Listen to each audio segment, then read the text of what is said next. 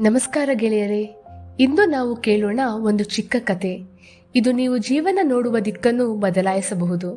ಇದು ಒಂದು ಟಾವೋ ತತ್ವ, ಅಂದರೆ ಚೈನೀಸ್ ಧರ್ಮದ ಕತೆ. ಒಂದು ಗ್ರಾಮದಲ್ಲಿ ಒಬ್ಬ ರೈತನಿದ್ದ.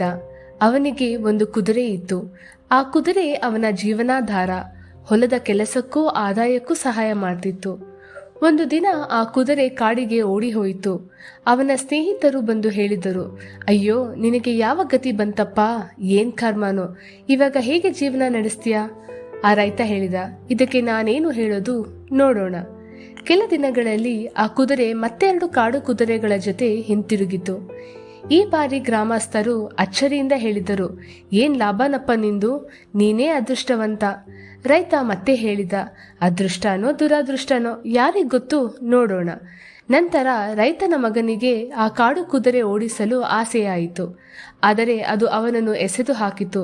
ಹುಡುಗನ ಕಾಲು ಮುರಿದು ಹೋಯಿತು. ಇನ್ನೊಮ್ಮೆ ನೆರೆಹೊರೆಯವರು ಹೇಳಿದರು, ಅಯ್ಯೋ, ತುಂಬಾ ದುಃಖದ ಸಂಗತಿ, ಏನ್ ಪಾಪ ಮಾಡಿದ್ನೋ. ಆ ರೈತ ತಾಳ್ಮೆಯಿಂದ ಹೇಳಿದ, ಮುಂದೇನಾಗುತ್ತೆ ನೋಡೋಣ. ಕೆಲ ದಿನಗಳ ನಂತರ ಸೇನೆಯವರು ಗ್ರಾಮಕ್ಕೆ ಬಂದರು.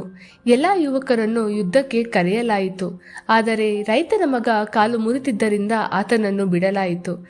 ಈಗ ಅದೇ ಗ್ರಾಮಸ್ಥರು ಧನ್ಯತೆಯಿಂದ ಹೇಳಿದರು, ಹೋ, ನೀನೇ ಪುಣ್ಯವಂತನಪ್ಪ, ನಿನ್ನ ಮಗನು ನಿನ್ನ ಜೊತೆ ಇದ್ದಾನೆ.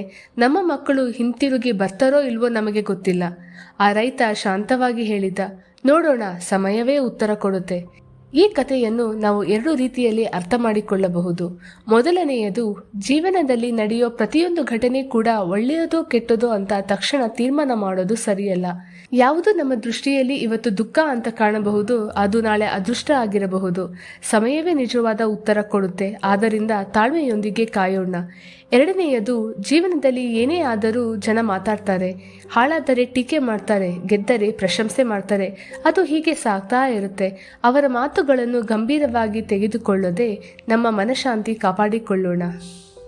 ಈ ಕತೆ ನಿಮಗೆ ಇಷ್ಟ ಆಯಿತು ಅನ್ಕೋತೀನಿ.